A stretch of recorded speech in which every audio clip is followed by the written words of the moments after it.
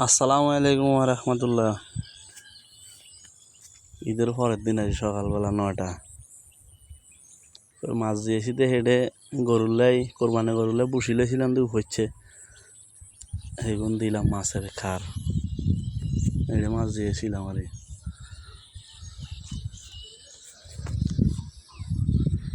মাছও তেমন নাই কি বড্ড হয় না গেছে কনে আপনার যখন সময় খারাপ সব দিক দিয়ে খারাপ হবো যাইবার বেলা সব দিক দিয়ে যাবো যে সময় আইবে সময় সব দিক দিয়ে যাবো এটাও 27,000 টাকা হুঁদে দিয়েছিলাম নাই মাছ কই গুয়া মাছ কোয়া খাইছি